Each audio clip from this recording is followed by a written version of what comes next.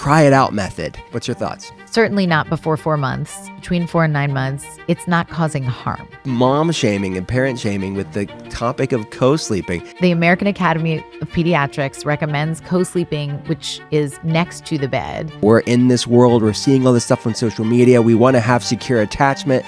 What's the line? 2 questions you can ask yourself. Is this uncomfortable or harmful? If it's harmful, I'm coming in. If it's uncomfortable, they can be uncomfortable. If you have a kid that's a little bit nervous about trying new things, how do you get them to try new things without traumatizing them by forcing them to do something they don't want to do? I think that's such a question for every age, and it's a great one. Dr. Aliza Pressman, welcome to the podcast. Thank you for having me. My friend, hey, I want to thank you publicly because you had me on your podcast a few years ago, and it did not go. I've always been a fan of yours, and I appreciate you giving me a platform with your audience to kind of talk about functional medicine. I really appreciate it. Oh my gosh, that was like during the pandemic. It was. Like deep in. It was a fever dream. It had happened. I know it happened, but Yeah. it was all the height of Zoom interviews and everybody in their homes. It was a wild time, right? Yes, I was just thinking about that on the way over here. It went by fast in retrospect. Now it feels like that was forever ago, but maybe just a fever dream. So, all right, I'm a parent of 2 kids. I have an 18-year-old son. I have a 16-year-old daughter. So I'm on like the other side of parenting, like teens and all We that. have kids the same age, exactly. What? Yeah. I didn't know that. I just remembered that too. It's all coming back to me. But my daughter just graduated. She's 18. Did yours just graduate? Yeah, he just finished he'll be 19. He just finished his freshman year at college. Oh my gosh. Okay, so mine's going off to college. Yeah, wow. Let's talk about, I guess that's a great, like diving it in. Like I went through I'm very close to my son. He like traveled with me for work. He was homeschooled. So there was like this sort of deep, like he was always in my life, right? On top of that of just being your kid. And you know, it's like that for every parent, but it was a deep mourning period for me. How's that going for you? I mean, maybe it was just me, but it was very tough to know. I don't think it's just you. Yeah. What's it like for you personally beyond the professional side? I think what's weird is that I have in my head the professional side of like, it's a good thing. This is what is supposed to happen. I don't want to impose my emotional experience on her. I don't want it to be about me and this feeling of like, ugh. And also I'm a person. And so I burst into tears regularly. And so it's a weird feeling. And I was thinking, oh my gosh, I'm also just the transition of parenting a young adult. Like that is a totally wild thing. And I've gone all this time as a mother making jokes about how my expertise is the 0 to 18. And now I'm like, I don't know. I've got nothing left. You have to up that age now. Yeah. I mean, it's just people. Yeah. But and I actually think what's so beautiful about human development is it's all the same. It's just sort of how it manifests at different ages. But graduation was last week. There's, a gazillion different ways to celebrate, but there's also allowing her to go do things constantly and without us, as I'm thinking, but don't you want to be here because you're leaving so soon? Oh, I've been there. I've been there. So any advice you have for those people parents of kids that are 18 or around that, where they're leaving the nest? Any pro tips we should know about? I mean, I know for me, a lot of the times that I have any guidance to give, I'm doing the opposite. But like, I'm so aware that if I had capacity to sort of stop, take a breath, regulate, like allow this to be a beautiful new transition and unfolding instead of, while still acknowledging it's a loss, we can hold both of those things at the same time. And so being gentle with ourselves that like it's hard. And it's not supposed to be easy. It's just supposed to be. Like this is the natural course of things. So I guess just self-compassion, and then also knowing that if they're going, it's because things went right. Yeah, it's so true. It's so true. And even it's cliched, but there's a deep truth to it, is like the fact that it is so, that sort of separation, that untangling, if you will, is it's so difficult because it was so beautiful, right? If a parent had a horrible relationship with their kid, they're ready to see them go. They're like, get out. And I do think that for anybody going through this period, or in general adolescence, they do soil the nest a little on purpose, not consciously, but it's appropriate to sort of have a lot of push-pull. Yeah. And so I think the other thing is like, we have to know this is developmentally appropriate. And it's not because there's some terrible distance between us. And I think not taking personally what is just development is a very helpful tool for the parent who's experiencing big emotions. Yeah. We raise them well so they can leave us. It is the bittersweet paradox so of it brutal. all. It is. So it's something we talked about on the podcast before, and I'm curious to get your thought in your world. We've talked about the concept of, if it exists, it seems like it exists, is the concept of over-therapizing. And specifically, we talked about trauma and how like everybody, and other things, right? They're diagnosing people, pathologizing things, where everybody that we don't like is a narcissist. Yeah. Everybody that has like particularities has OCD.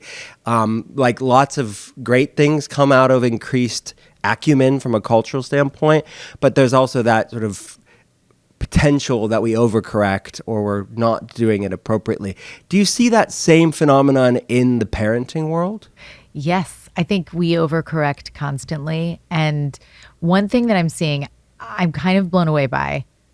It just happened, so I'll repeat this story. And it's so minor, but I think it captures this overcorrection. So I did an episode with a professor from Yale, Laurie Santos, and we were just having a conversation about how we're doing a lot of rescuing of our kids and it undermines their resilience. And this concept is fairly rigorously studied and constantly looked at in the literature, but we were translating it for every day. And so the example that we used was very casual. It was like, you know, your kid forgets their water bottle that they bring to school, and whatever the trendy water bottle of the time is, like it keeps changing, so I can't keep track. It's no longer what I thought it was. The giant, what's the giant one? I can't remember what it's called. Well, Stanley. We should ask Stanley. That's what it is. Yeah. So I guess Stanleys are over and there's something new. But so they forget it and they call you, and or their uniform for baseball practice or whatever it is. And we kind of drop everything to fix something that isn't urgent. It's just uncomfortable. And instead we, rescue in these small ways that don't allow young people to say like, well, I'm disappointed, but I can live through that. Well, I have to problem solve. How else can I get water? I can live through this. Like all of the things. Or I'm going to be bummed out because I'm missing part of the game, or whatever it is. It's not urgent. It's just these small things. But when we constantly kind of clear the path and rescue, we're sort of saying like, I don't think you can handle this. And there was a lot of pushback because I got feedback, there are only two areas where I get pushback, and it's very strange. One of them is the rescuing, and one of them is when I talk about substance use and teenagers. And those two things, regardless of what the research shows us, make people very upset. And I think that is an overcorrection from childhood experiences. And so in the rescuing case, I got a lot of feedback like, well, I want my kids to feel securely attached, and I don't want them to have insecure attachment. They were using the neuroscience of connection says that you want to be there at all times for your kids and show them that they matter to you.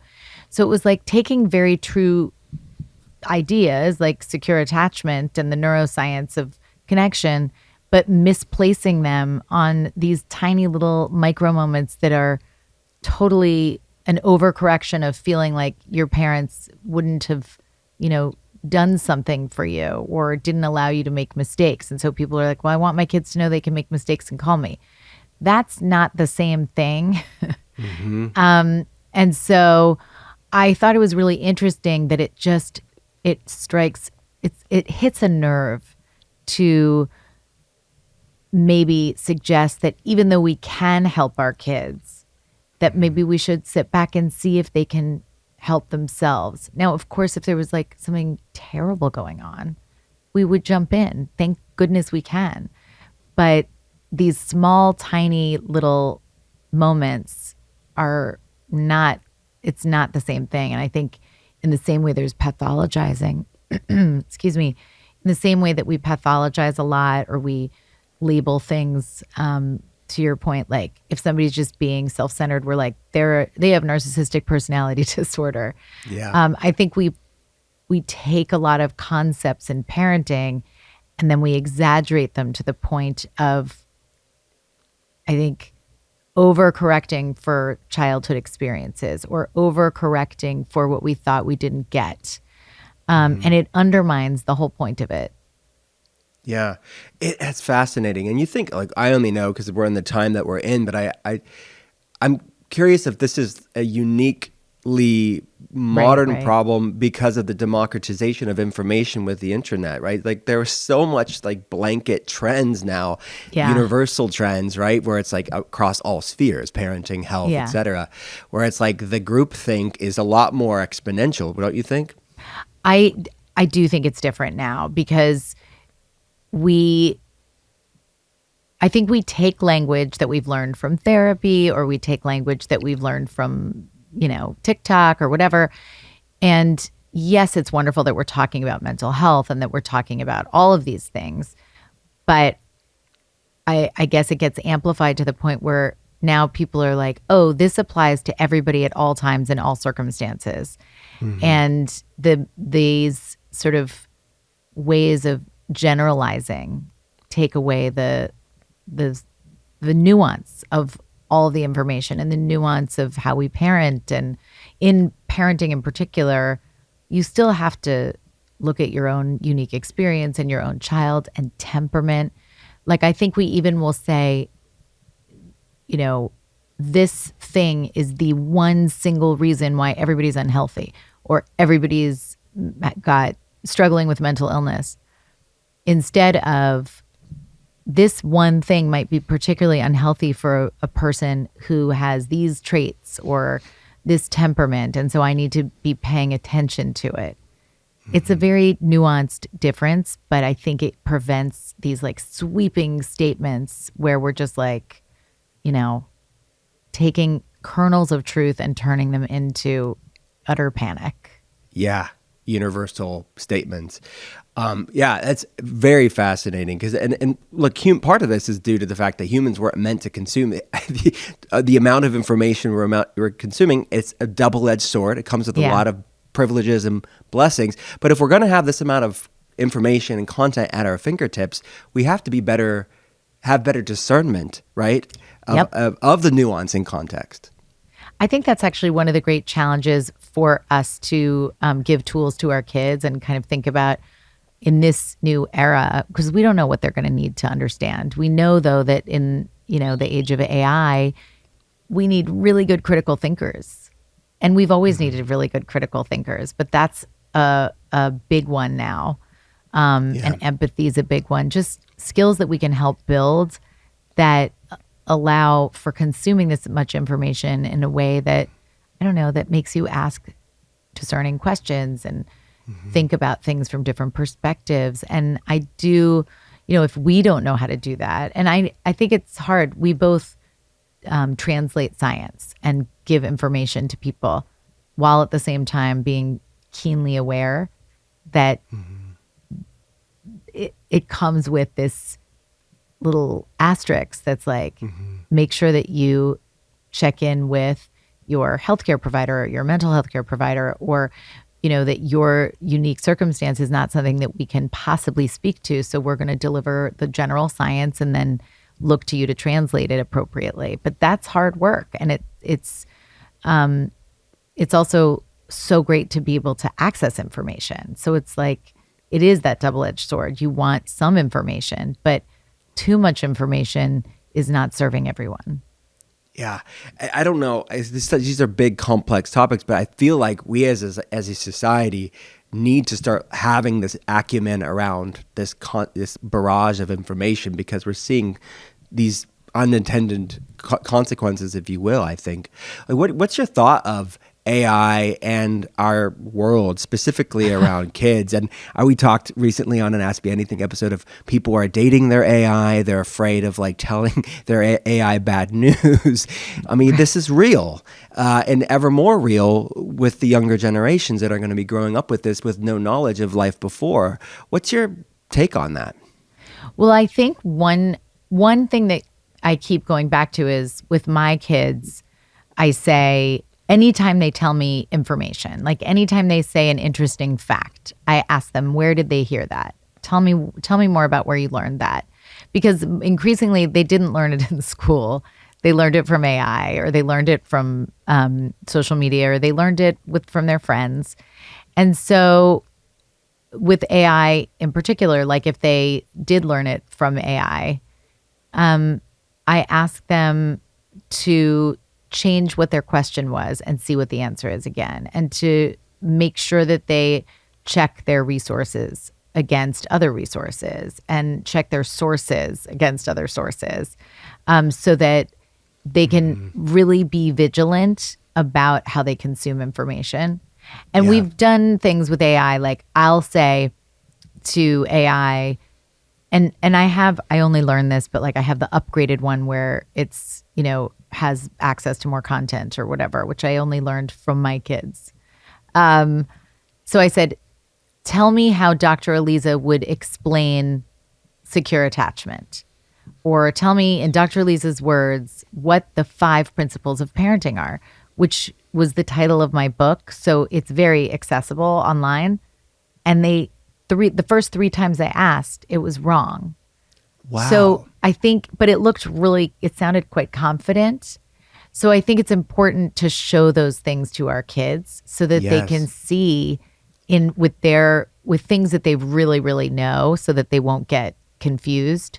Like, see, this is not totally reliable. So you have to be very discerning, and you have to think critically, and you have to check multiple perspectives and sources.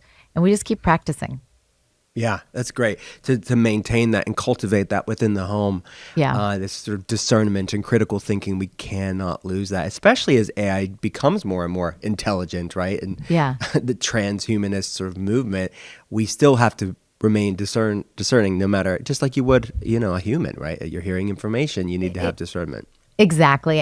And truly we need that from other humans as well. So it's a skill to just keep building. I mean, I also try to do fun things, like if there's something we're really familiar with, like I was a big Shakespeare geek, and it's totally niche and weird, but I loved. And so I said, give me 10 Shakespeare quotes about like something related to graduation. It was like new beginnings. And we looked at it, and there were 10 quotes. And of the 10, one of them was Christopher Marlowe. It was the wrong author. And that's so weird that I would know that. But it looked really reliable. You look at it, you could turn in a paper based, on quotes like that. So we just keep doing that. But it's also true that humans do that with each other. We just sort of say something, and if you trust someone and you think they have enough information, you're going to stop like double checking. And we don't want to exhaust people. So you do need to decide, who do I trust, or what news source do I trust, or who are the voices that I feel like, they've done their homework. I don't have time to like check over and over, but that's a skill that our kids need too, is sort of being discerning about who they can feel kind of safe to trust. Yeah. Such good information. And I love that you love William Shakespeare. I so did weird. not know that about you. This is weird. I'm super weird too. But I went to his hometown in England, and it's like a whole thing. I got to see like where he was buried, and it was such a cool, you need to go as a Shakespeare fan. I know. The whole town, this sort of small town, is obviously devoted to this icon of humanity. Oh, it is on my bucket list. I don't know how I have not done that. Yeah, But it's a charming little town. All right, let's talk about these two hot button topics. You said it gets people talking. I love that your professional sweet spin of feedback, which I know sometimes feedback can be people trolling you in the comment section on social media, yeah. but that's a better way of looking at it. It's feedback. The rescuing, and how does the parent know we're in this world, we're seeing all this stuff on social media, we want to have secure attachment? What's the line between, we need to do the tough thing and not always rescue our kids because they have to learn and evolve and grow and get some grit and resilience? But what's the line?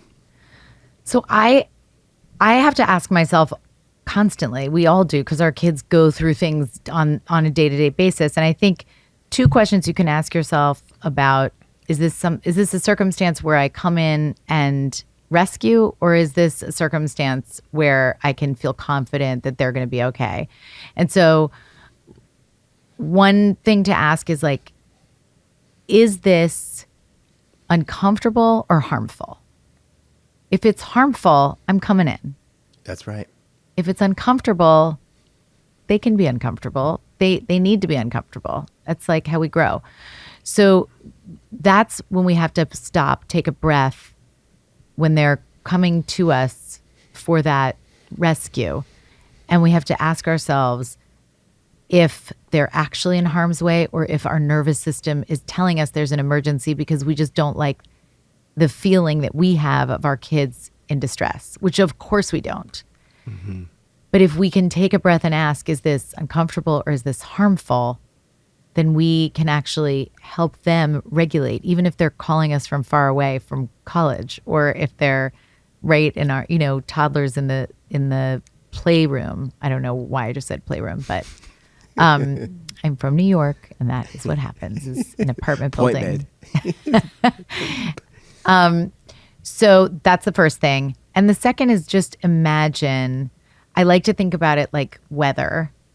You cannot put a canopy over the sky and protect your kids from the weather, but you can teach them and help them and dress them when they're younger in the right gear to withstand weather. And you can also teach them, okay, it's raining, so you're going to wear a raincoat and rain boots, and here's an umbrella. But I know that you can go outside with this. You're going to be safe outside as long as you put all these things on. Or, hey, I'm going to teach you, let's look at that sky. Does it look like maybe there's a tornado coming and we should get shelter, and I'm going to absolutely protect you? Or is it just you're going to get wet? And like, you know how to wear a raincoat, and I've taught you, and that's part of our job as parents is to teach you how to dress for the weather. Our job is not to remove all weather, but, moderate sunny skies. And so asking yourself, like, if you can't grasp, like, is this uncomfortable or is this harmful? Then ask yourself, like, is this a light rain or is this like a monsoon? Yeah, great tips. So this phenomenon of maybe people overcorrecting and rescuing our kids too much, we could call it gentle parenting, probably is lumped into that, paired with, it's not even a parenting technique, but I think parents that are distracted on social media and looking at their phones more than they are, because they're letting technology parent their kids. I think there's a convergence of all of these things happening. What phenomenon, like what are you seeing out in the world, because you talk to people around the world, with this generation that's up and coming with this kind of confluence of factors? What are they dealing with as a generation? I think we have to deal with our waning attentions. Like, our attention skills are pretty challenged right now.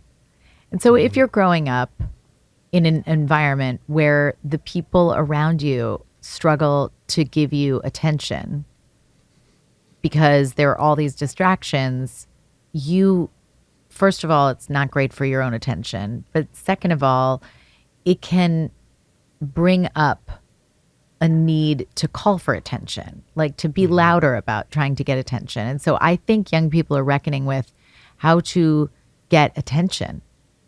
because you have to get bigger and bigger and bigger to get anybody's attention. Yeah. So that's another thing that I think we can do to help support our kids, but also in our adult relationships, because you notice that with romantic partners, with friends, like Yeah. how valuable am I if that phone and that technology is just constantly pulling you away? It's got to undermine how we feel. I mean, there's no research right now, I'm sure we'll get there, on like what happens for our sort of sense of self if we're constantly feeling like there's this other thing that's pulling someone away. But I have a sneaking suspicion over time that has to have an impact on kind of our sense of feeling seen, which we know is so critical to having strong relationships. Yeah. Well, it's very interesting because the people are craving connection. They're craving that sort of Yeah. the authentic human connection. Yeah. That there's so much of that is kids are deficient in it, right? In many ways. And it's not, and I don't like to say that there aren't some great things happening. Like technology is really cool. There's some great stuff with AI. There's some cool stuff with social media that can build connections for kids not kids, but teenagers who don't otherwise have support. But it's just, if you're not careful and you're not paying attention and you're not setting limits around it, it can take over and it can be quite dangerous. The rescuing bit is, do you find that is it translating to, when you have a generation of more rescuing, do we have a generation with less resilience and less grit? Are you seeing that translated with younger people? Younger people have the highest rates of mental health challenges, higher rates of anxiety, higher rates of depression than any other generation. So it's definitely not looking great. They're also wonderful. And I don't love, saying like whole swaths of people are, exactly. like just in a mess. But I would say we need to pay attention. Young people are struggling. So something's going wrong. And there is a risk of fragility. And I think there's a misunderstanding that resilience comes from either the extreme over protection, like I'm going to just love you so much. I'm going to love you so hard that you're not going to know a world that has any challenges. And it's so well-meaning. It's just, obviously, if you do not exercise muscles, they atrophy. And so you have to learn how to experience uncomfortable feelings. And so if we're not allowing our kids to have uncomfortable feelings, it's going to, of course, it's a pathway to fragility. And I think on the other side of it would be the total tough love that's just like, I'm not going to acknowledge your feelings. You've got to be tough. You've got to grow calluses. And I think the space is somewhere unsexy right in the middle. Yes. Isn't that the case for humanity, right? The truth is most of the time, oftentimes somewhere in the middle, and we overcorrect. Again, the children should be seen and not heard was one end, and then the pendulum swung so far. Totally. And isn't that true with almost everything? It feels like we have clung to one extreme or the other, and the answer is actually just like coming to there. It's almost like we can still acknowledge that there's a problem with the idea of like stiff upper lip and don't focus so much on your feelings and brush it off. We can say like, okay, that feels a little bit like it doesn't grow skills, so I'm going to adapt and respond to that and teach empathy and connection. But I'm not going to be afraid of those moments when, you just got to keep going. Yeah. What's the research show? What's the window of influence for parents? Is there because I'm thinking of the listener right now where it's like, oh, my kid's X age. Like when does our influence wane?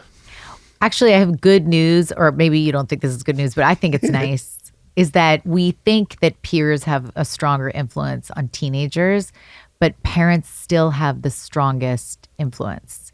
Peers are just more, starting with tweens and beyond, any parent sees it.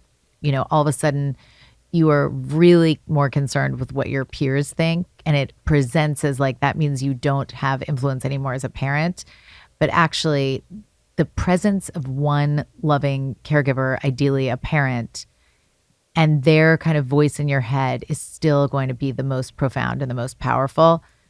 And it really does last throughout a lifetime. But certainly the early years are just because of the brain's growth. You have your biggest brain growth in the first 3 years of life.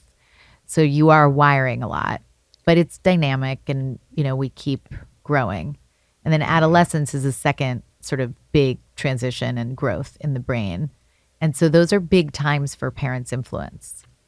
I love that. That is good news. I still see that in my life. My son's 18, gonna be 19. He still calls me up and asks me for my advice. And I still see it. It's evolved, like you said, but it's still, I'm his go-to person. Like, my wife is his go-to person for these things. And that is the dream, is that we've figured out our values enough that we're able to live them and support them and be in connection with our kids so that they do grow up and still what we've tried to do is give them their own North Star and just like always be there if they need to come back to something. Yeah.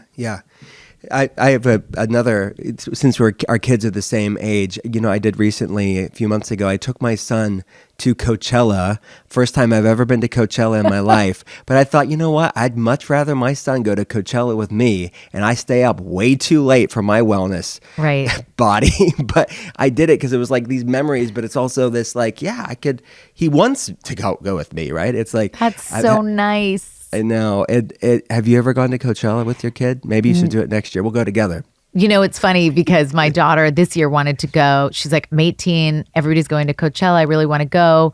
A couple parents are chaperoning. Do you want to be one of the parents? And it turns out she couldn't go because she had a debate tournament at the same time. So I did not get to go. But I was like, I 100% don't want to chaperone that because I don't want to stay up late. And I'm probably going to be like, ugh. Like, I'm too old for this. However, I was so excited at the idea of like, okay, I can do this. I can stay up. I can have this experience. It will be joyful. And then I won't be super worried. But it was a fail. So yeah, we can do it next year. We'll do it next year. We'll meet up in the desert. Okay. The other hot button topic, you mentioned substance use with kids. Why is that so, like, what's your take on it? And why is that, for lack of a better word, trigger people? Why does that get people giving you the feedback? I'm so amazed. I guess I'm not that amazed because it anything that makes you have to question your own behavior is going, especially with parenting, is probably going to be triggering. And I don't love the word either, but in this case, it really is. It does seem to be. Because it makes you feel like I'm doing something wrong. And I reject the thought that I'm doing something wrong because I don't like how that feels. So I need to then decide to reject the research. And so I think what happens, and it goes back to what you were saying before of these overcorrections. The research is pretty clear. Alcohol is not good for the developing brain. I don't think it's particularly good for anybody, but I'll let you speak to that. But for the developing brain, it's particularly problematic. So I'll use alcohol as the example. And at the same time, because it's alcohol, there's a little bit more of sort of an assumption or an expectation that teenagers are going to experiment. And parents think about like, well, what was I like? What was I doing? And if they have the experience that their parents said no and they lied to their parents, they overcorrect and almost provide the alcohol and provide the support because they want their kids to be honest with them. And I think I mean, we know from just like piles of research that we the adults are supposed to continue to have the expectation of taking care of the health and well-being of our kids, and of saying we expect that you won't do this. Here's why. The difference is, and I think where the overcorrection got confused is, we don't need to do that in a because I said so fear-based way. We can do that in a I care about your health and safety, so this is my job. And also, I know you're going to make mistakes. And so I want to be that call.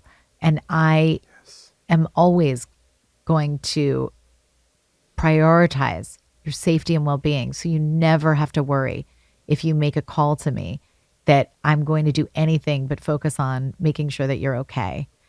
And somehow, I think the fear is if you have the expectation that your kids aren't going to drink, that they will then just lie to you instead of having the confidence that you can have a close, connected relationship with an understanding that your kids can come to you if they make a mistake and go against what you had said, and that reduces their risk drastically compared with saying, look, I know you're going to make this mistake, so why don't you do it here with me?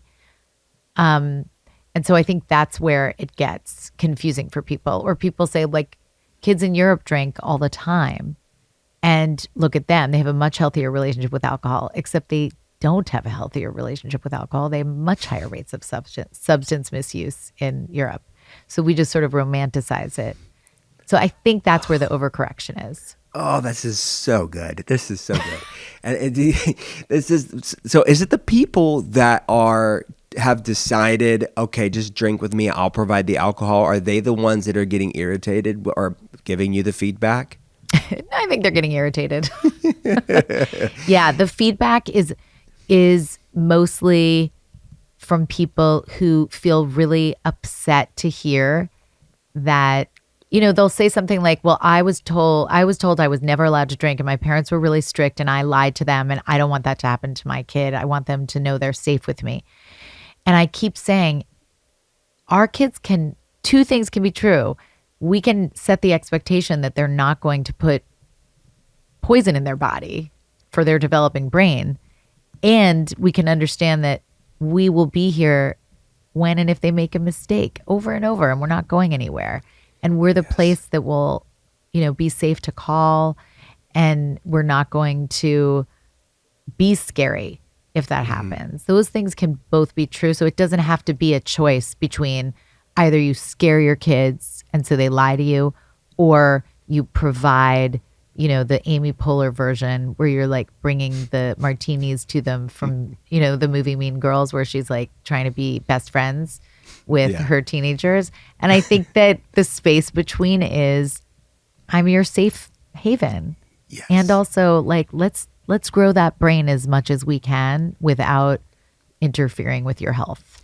Yes. Man, I'm feeling good, pretty good as a dad at talking to you, Dr. Pressman, because like I intuitively, I'm not a parenting expert, but intuitively did this because I want to be that safe space for my kid, but also like, because you're right, fear is not like, they're not going to come to you if they know you're going to blow up and freak out and be shaming them. Right. So if they do make a mistake, let's be that lifeline. Like, how can we be there for them? It's so good.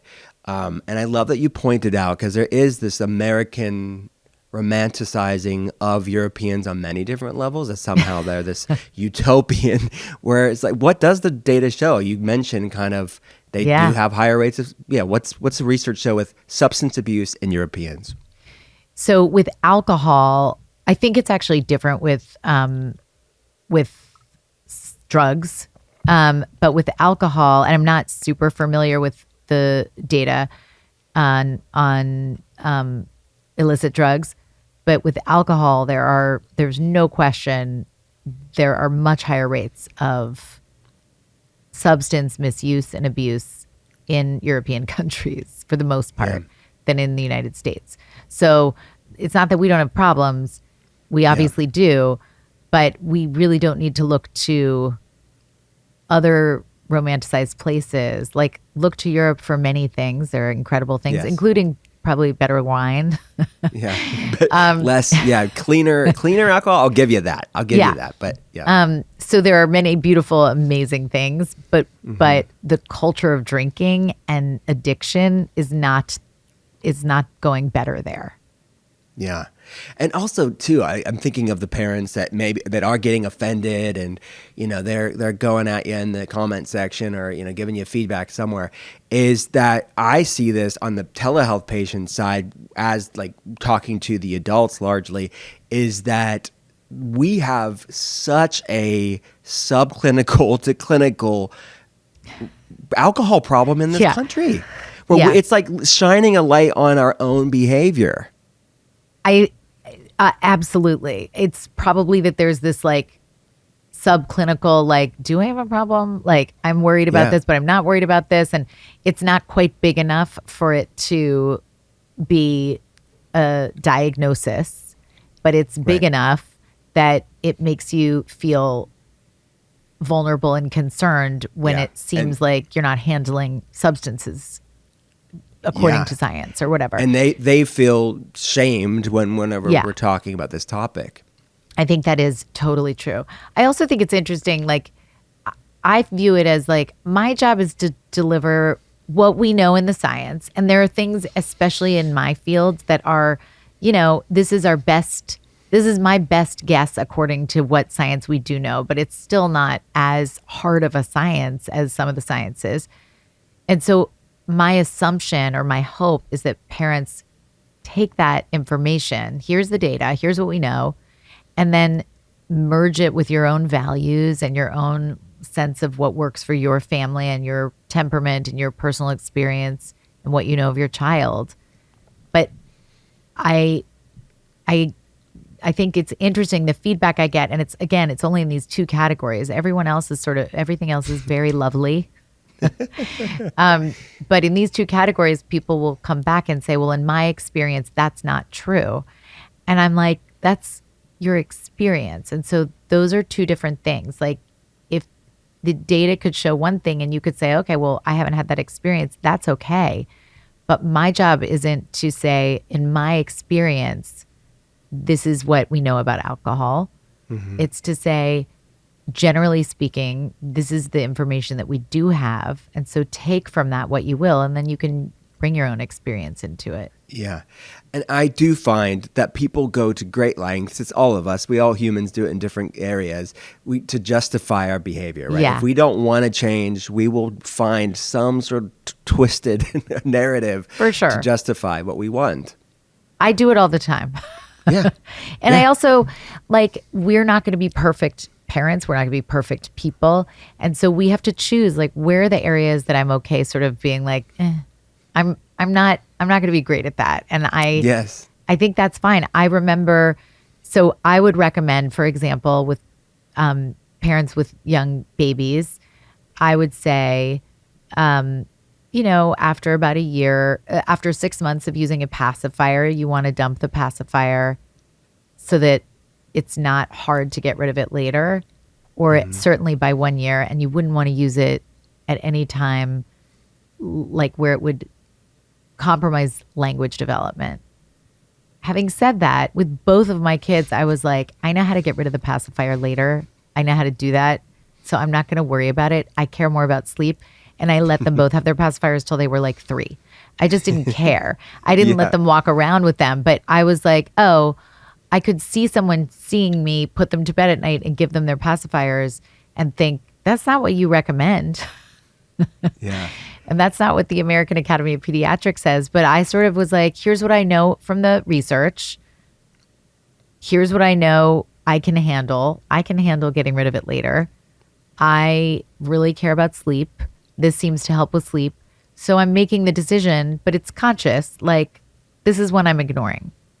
Yeah. I love that. Giving yourself grace and bringing that in context with your family. And your kids can talk now. I mean, the three. Yes, they are great talkers.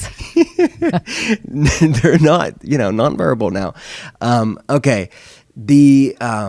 I wanted to dig into, oh, yeah, this is something I want to ask you about, was the cry it out method. You know, my kids are older now. I'm past that. My kids are crying it out still, I have a problem. But what do you think on the cry it out method? What's your thoughts? So this is a great example of kind of take the science and then interpret it for your own nervous system and temperament. But I would say the research is that after, certainly not before 4 months, but after 4 months, between 4 and 9 months, if you want to allow your babies to cry in order to help them fall asleep independently, it's not causing harm. Like the research has looked many different ways at sort of does it mess with attachment? Does it mess with anxiety? Does it mess with cortisol, like more than in the moment? Does it cause like a peak that doesn't come down? And it's not harmful if it's like done in a way that is short term and infants are like adapting to it. Like you can tell that it's taken a couple days, it took a couple hours, and then they responded. I think if it goes longer than that, they're telling you something. They're saying, I'm not ready for this. Please, let's give me a little more time to cook, and then we can go back to it.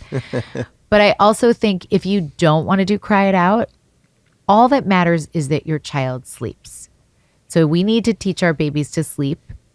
It doesn't matter where they sleep as long as they're safe, whether you're deciding to co-sleep in a safe way, and there are different ways to do that, or putting your infant in a crib in the other room. It really matters that they're safe, that they're sleeping, because that's what's most important for their brain development and for all of the things. And then how you get them there within the sort of parameters of what's recommended doesn't really matter.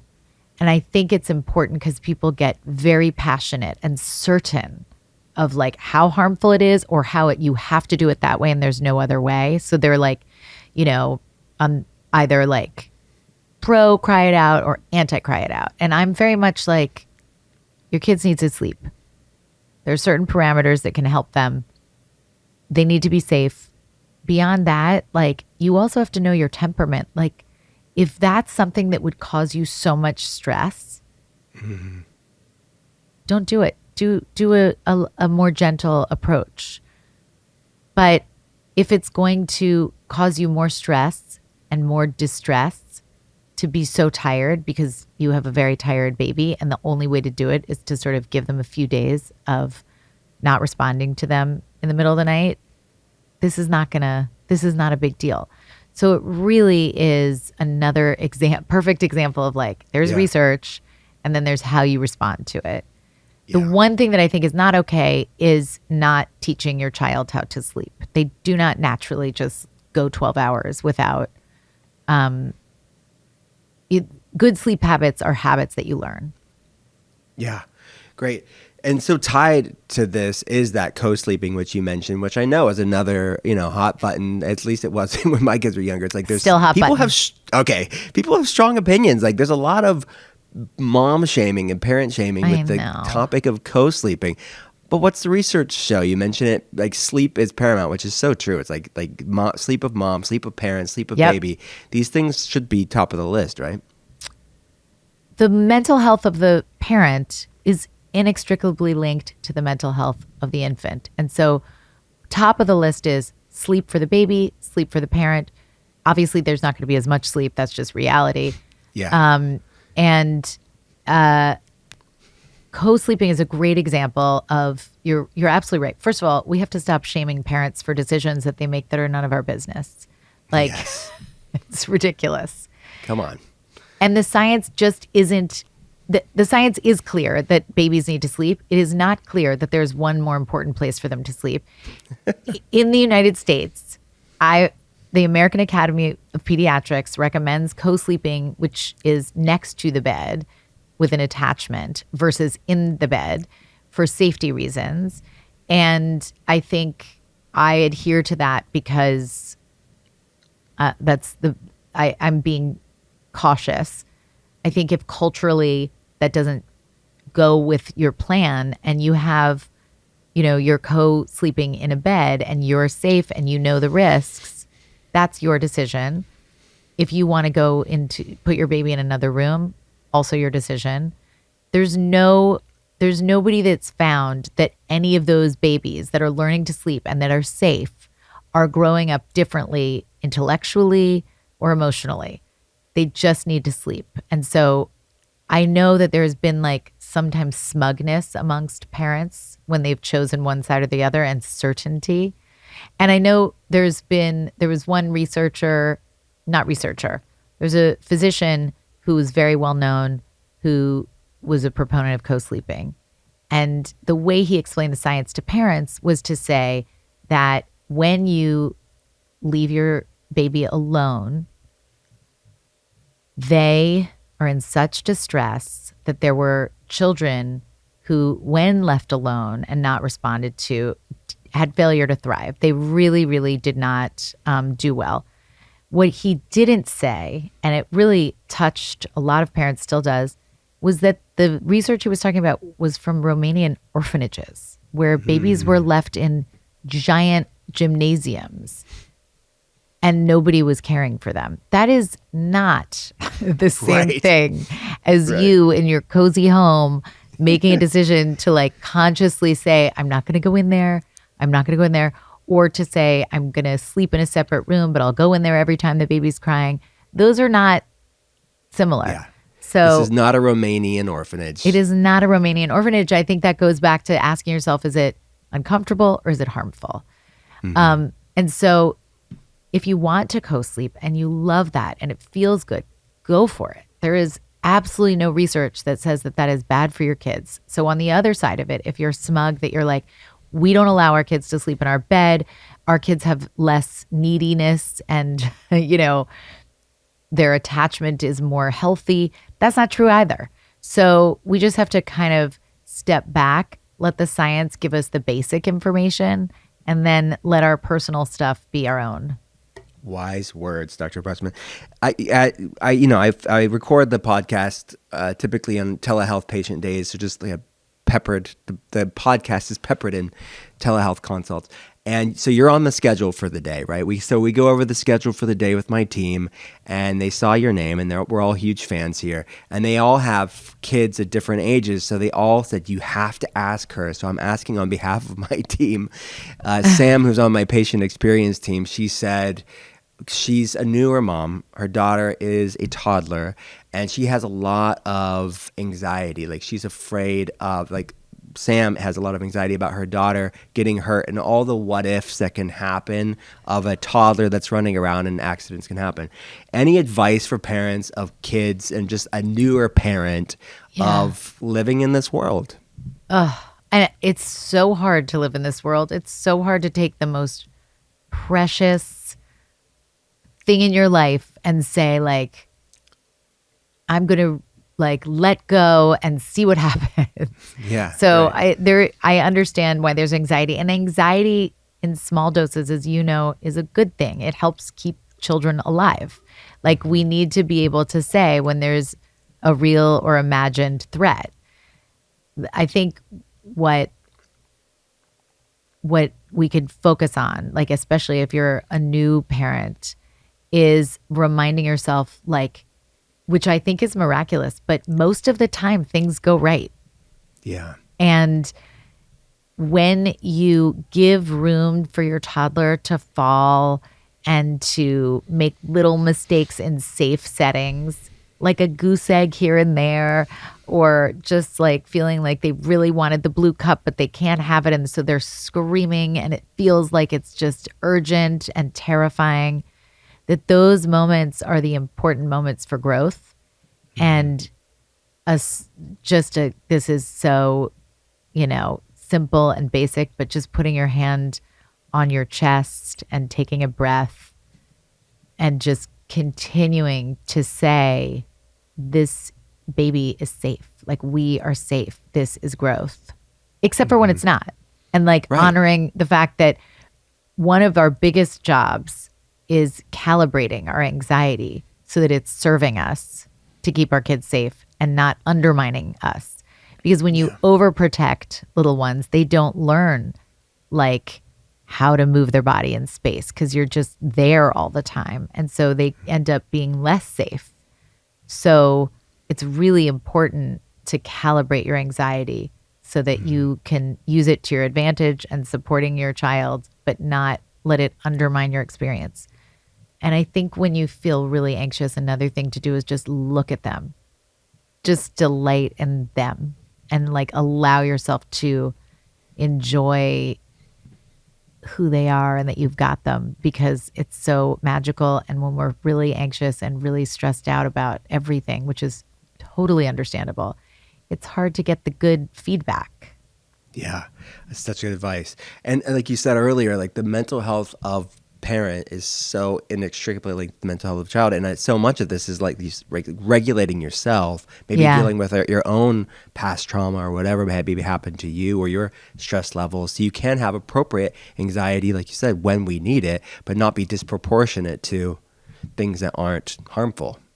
I mean, I should have said that too, which is the reminder, like if you do feel like your anxiety is out of scope and it's too hard to manage, that is when you seek help. Like we should not do this alone.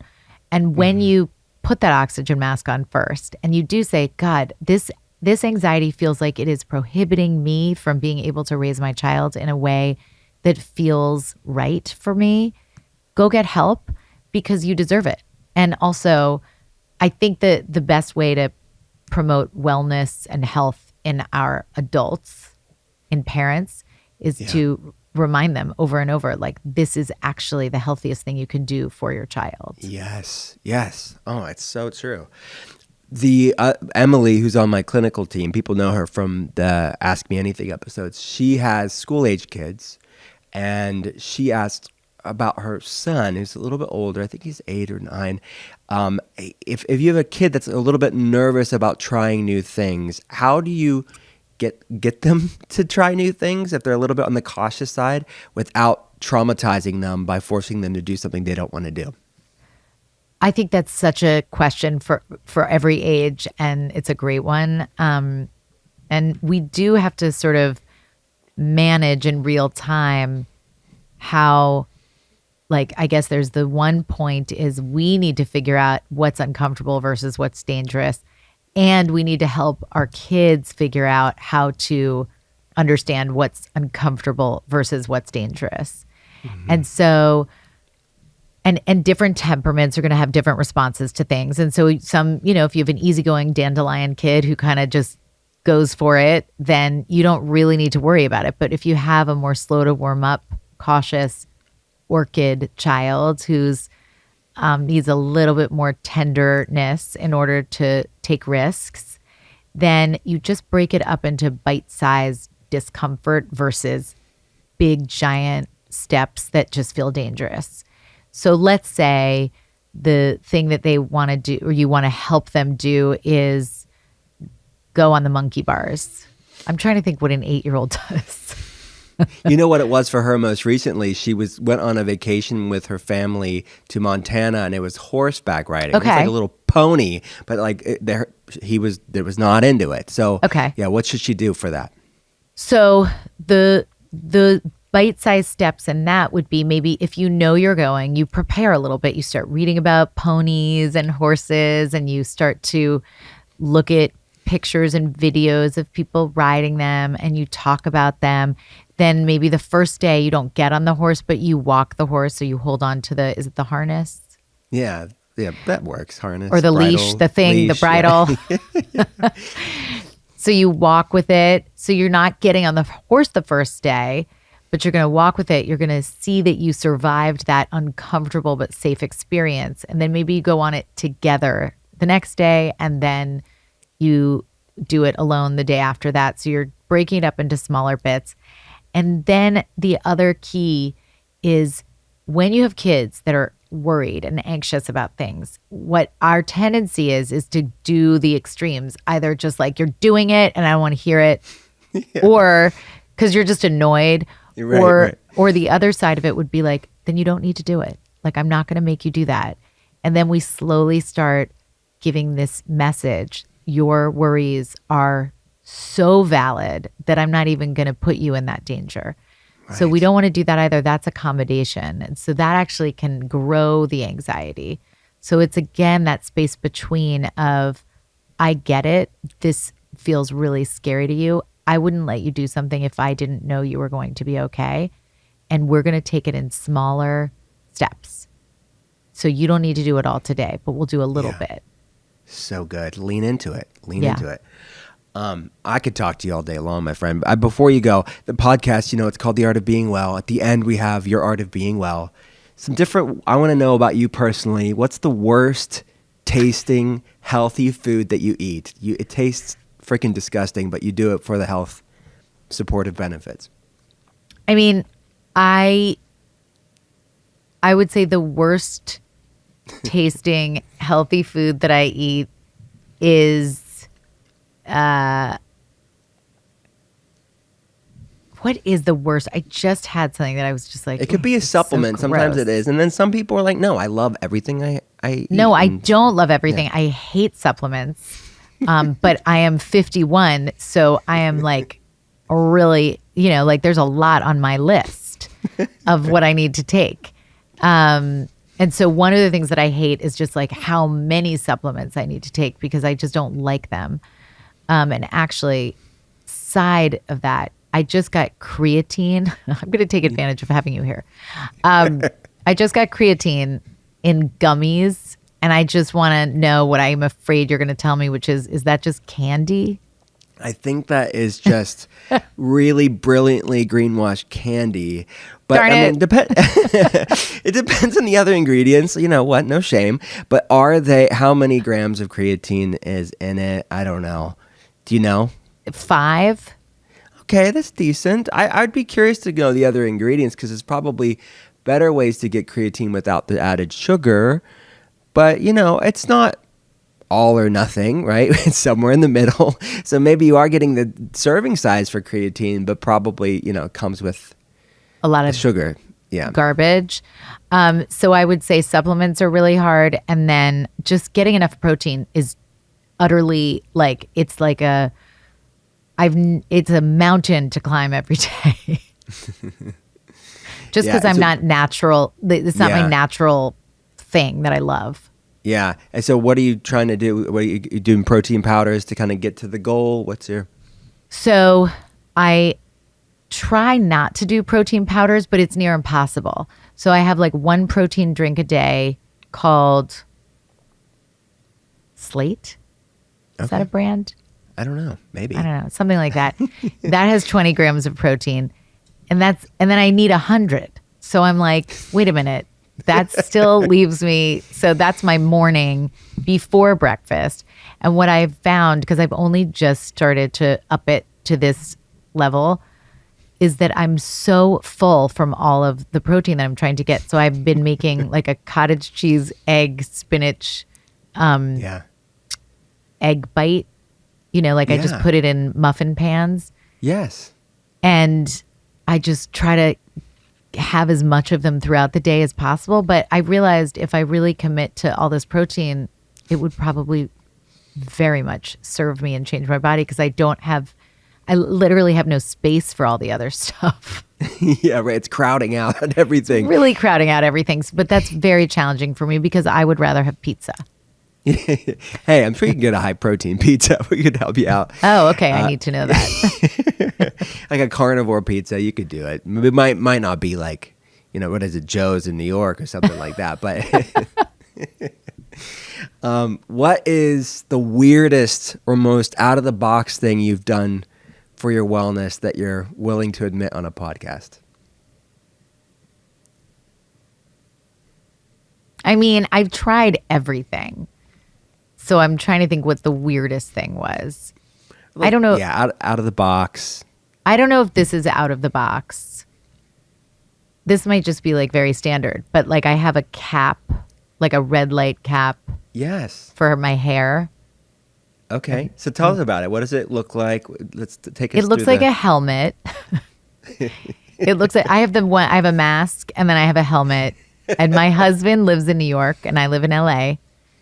And it's my second marriage, and he was like, what is all of this?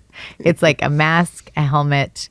So I don't do it when that's how I do these things when he's not there. Because it's full LA whenever he's not around. I get full LA. I have like a higher dose sleeping bag. I've got all of it. Yeah. So, a sauna blanket. I don't know if any of it is useful, but I feel like I do it anyway. And I would say I'm very good at anything health-wise that doesn't require effort on my part. So if you're like I'm the best at meditating because I can sit for days, but like I really need to be moving. Like my challenge for some people, they need to sit down. They need to sit and commit to, even if it's 1 minute a day, like you are doing this. I can commit to many minutes a day to that. It's not my challenge. So like my challenge is like lifting a weight. That is my challenge. So Shavasana is your thing. Just like laying out the end of the yoga class. You got that down. I've got that down. So I've always had that down. So my natural, like, people get antsy. Like you probably physically need to move because we've been sitting here for so long. I will be recording another episode after this and I won't get up to stretch. Like the only reason I will is because my brain knows I have to. I tried doing like squats between Zooms. Like I try to do things, but these are not natural to me. These are all very artificial recommendations that I'm like, I will do this, but it is against my nature. I love that. So you're doing the hard thing. You're doing like we're all tilted at one way. And it's like, yeah. Because I do hear that a lot about meditation. It's like, I can't sit still. Meditation's not for me. There are people that need to do it the most. Yeah. It's so funny because that's why you do need to think about like who you are. Because even in parenting, like you bend usually one way or the other. Like I'm really good at setting limits and boundaries, or I'm really good at sensitivity and connection. If you're really good at sensitivity and connection, you don't need to think about it, and you could like let go a little bit and focus on your boundaries. But for some people, they're so good at setting limits and boundaries, but they just don't know how to connect. And I think it's kind of the same with physical stuff. You just know, so like, good. What are you? What comes naturally? I don't even need to mark in my calendar time to meditate. I do not need to. It just will happen. But I have to budget the working out. Yeah. Well, and some people are bad at both, right? They don't want to move their body and they don't want to calm down, so they just want to scroll on their phones. Yeah. That is a bigger hill to climb. Exactly right. But are they listening to this podcast? They probably are, and we are saying all this with self-love and compassion. Yes. What is some place you haven't been to in the world that is on your bucket list? Japan, and I'm going for Christmas break with my family. I'm very excited. So exciting.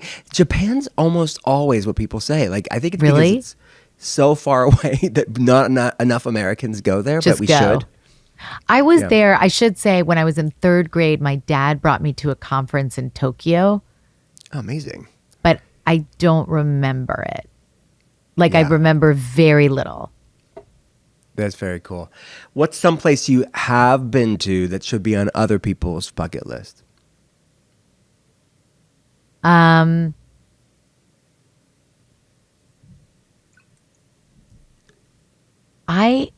am going to sound so lame, but Venice before it's gone. I just think it is the most spectacular little place that it feels so cliche, but it's so special. It's perfect. It's perfect. I went there once and I loved it. So I've heard it's like definitely it's going to be underwater. Is that what the concern is? Is that a for sure thing? I don't know if it's a for sure thing, but there's like a movement to save Venice. So I just sort of. How do they do that? I think it's definitely at risk, but I don't know if it's at risk in our risk. lifetime or what that is. But I think it's such a beautiful place with so much kind of cool stuff that is that's man-made, and I think that's kind of interesting. Like, it's not nature's beauty as much as it is like all of the things that people planning. And when I think about like the time and care and effort to build cathedrals and to paint paintings back then was like, you didn't do it in one generation. Like, it took these things took so long, and you had to get there's just like, that doesn't exist anymore. No, you're right. That's a great answer. What is a book that you've read? It could be fiction or nonfiction that we should add to the Art of Being Well book club. I'm so slow in my responses. It's okay. That's right. What is a book? Okay, The Art of Being Well. So let me think about that. It could be anything. It really could be any book that was paradigm shifting for you that I want like the best of the best on this book club list. I would say there's a book called Ordinary Magic by a developmental psychologist, Ann Maston, who's a resilience researcher, that is it's re-released. It was done many years ago, but it's re-released with new science. It is so beautiful. And the idea behind it is just like, we put so much effort into like thinking about the heroic acts that we have to do every day as parents, but it's in the ordinary interactions where the magic really is. And it's just like relieving. Like, you think you have to do all this stuff, and you just have to be in these little moments that you don't even think are anything. And that's resilience building. Thank you. What do you know what Enneagram you are? The personality. I don't remember which one I am, but I will tell you that I've taken it so many times to try to like see if I can mess with it, and it keeps coming back to the same one. I'll have to text you afterwards. I want to know. I'd make you take it one more time. Okay. And then remember it. What are you? I'm a 5 researcher. Okay. Yeah. I can't believe I can't remember. I have to look. I asked that question, and like very few people know. So the fact that you even took the test is like more than most people, for sure. I've taken it multiple times, and something in my brain is like, I can't remember, because they all feel there's so many that feel like, oh yeah, like I think researcher is very possible, but it also could be, but I wanted to mess with it and I couldn't, which I thought was interesting. That is very interesting. Last question is, what's your favorite restaurant lately? And when you're there, what do you order?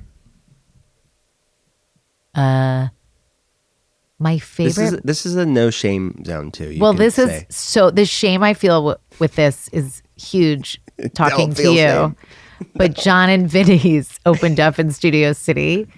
Okay. It is, and it's not the environment, because the setting is like not anything.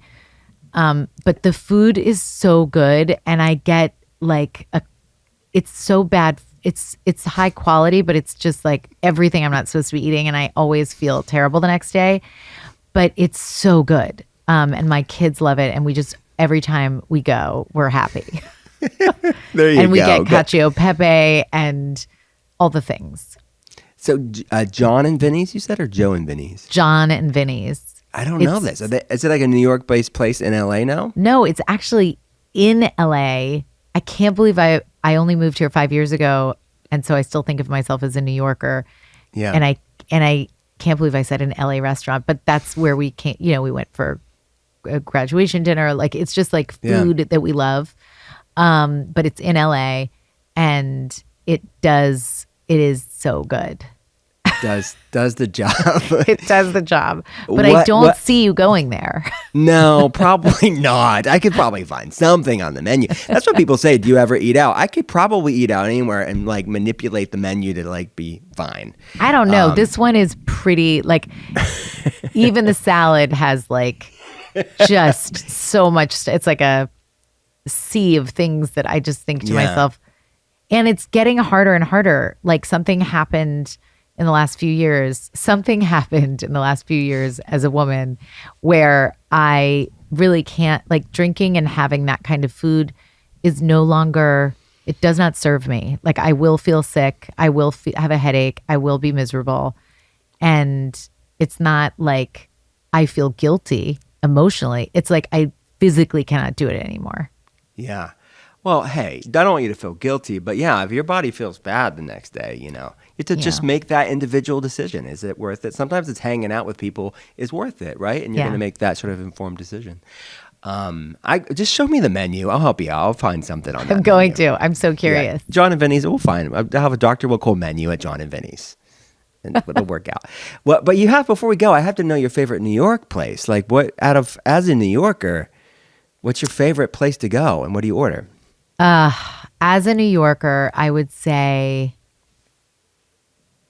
like Raoul's, like one of the old school like places I went to even as a teenager that I just love. It's just romantic and usually there I just would get a steak. Yeah. So Raoul's has some good steak. They have good steak. They have good fish. Like it's just a good old school restaurant. Love it. Dr. Pressman, thanks for coming on. Where do people go to learn about your podcast, get your book? Tell them all the things. Thank you for having me. Of course. Anytime. Even just talking to you is going to make me more mindful of how I treat myself today. People can find me on draliza.com, and I sort of separate all my podcasts by age and topic. Or you can just go to wherever you get your podcasts for Raising Good Humans. And and there's a link to get my book, The 5 Principles of Parenting. And I have a Substack, a free newsletter. I think that's it. Masterclass. I want to hear about the masterclass. Yes, thank you. I'm doing a masterclass with a few colleagues that's coming out in August. And I also we have free resources at the Mount Sinai Parenting Center for parents and healthcare providers for the 0 to 5 set. And I think it's very useful because it sort of integrates pediatrics with child development. So sort of getting anything in there in those simple ways. And it's translated in many languages. That's it. I think those are the ways to find me. Love it. Dr. Pressman, come back anytime. Thank you. Thank you.